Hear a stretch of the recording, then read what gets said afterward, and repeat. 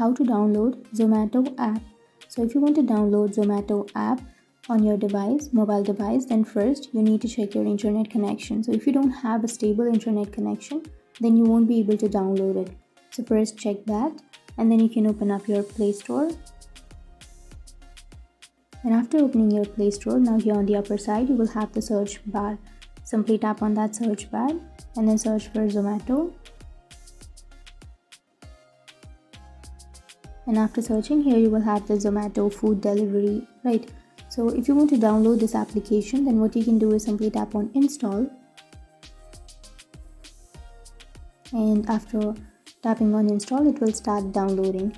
And it might take some time depending on your data or your Wi-Fi connection to download. And after downloading, you can simply tap on open, which is on the right side.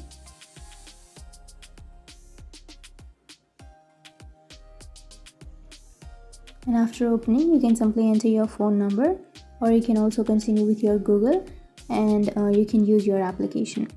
So that's it. That's how you download Zomato app. And if you have any questions, feel free to comment below. Thanks for watching.